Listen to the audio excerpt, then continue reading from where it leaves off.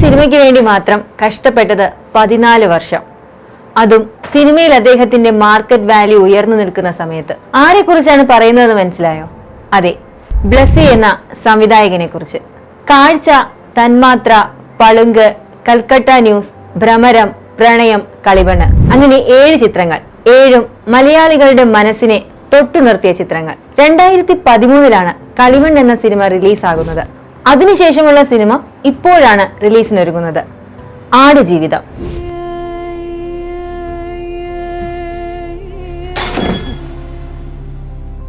2010 മുതൽ ആടുജീവിതം സിനിമയാക്കാനുള്ള തയ്യാറെടുപ്പുകൾ ബ്ലസ്സി ആരംഭിച്ചിരുന്നു. 1 ദശാബ്ദത്തിലധികം എടുത്താണ് ആടുജീവിതം സ്ക്രീനിലെത്തുന്നത്. മലയാളത്തിലെ എക്കാലത്തെയും ബെസ്റ്റ് സെല്ലർ പുസ്തകങ്ങളിലൊന്നായ ബെന്യാമിന്റെ ആടുജീവിതത്തിന്റെ ചലച്ചിത്രാഖ്യാനമാണിത്. അതുകൊണ്ട് തന്നെ അത് ചലച്ചിത്രമാക്കിയപ്പോൾ ഇന്ത്യയിലെ തന്നെ ബെസ്റ്റ് ടെക്നീഷ്യൻസിനെയും അയാൾ ഒപ്പം കൂട്ടി. ബെന്യാമിന്റെ കഥ സ്വന്തം എഫേർട്ടിൽ തിരക്കഥയാക്കി.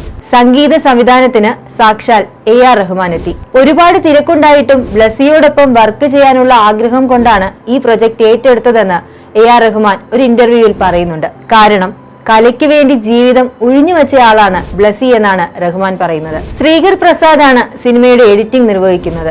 ഏതാണ്ട് 1ലധികം വർഷങ്ങളായി ലോകമെമ്പാടുമുള്ള മലയാളികൾ ഈ സിനിമയുടെ റിലീസിനായി കാത്തിരിക്കുകയാണ്. ചിത്രത്തിൽ നജീബായി പൃഥ്വിരാജ് എത്തുന്നു എന്നത് തന്നെ സിനിമാ പ്രേമികളെ ആവേശം കൊള്ളിച്ചിരുന്നു.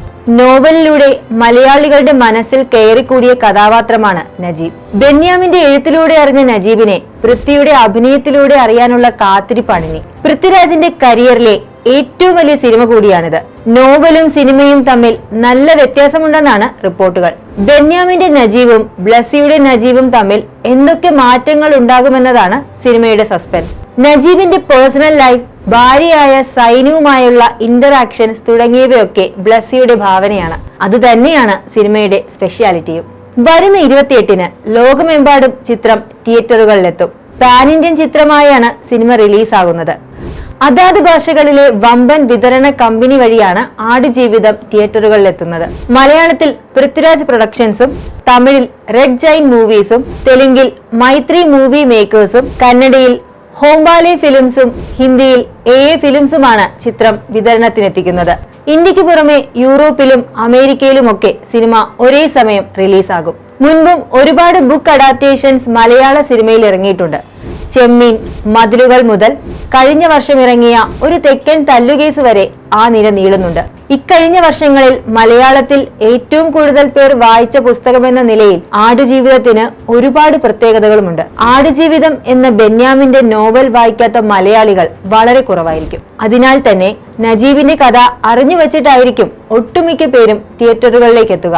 220 പേജുകളിലായി ബെന്യാമിൻ പറഞ്ഞ ആടുജീവിതം 161 മിനിറ്റുകൾ കൊണ്ട് ബ്ലസ്സി വെള്ളിത്തിരയിൽ എത്തിക്കുന്ന മാജിക് ആസ്വദിക്കാൻ ഇനി ദിവസങ്ങളെ ബാക്കിയുള്ളൂ. മലയാള സിനിമയുടെ അഭിമാനമായി ആടുജീവിതം എന്ന സിനിമ മാറുമോ ഇല്ലയോ എന്നറിയാനുള്ള കാത്തിരിപ്പിലാണ് ആരാധകരും.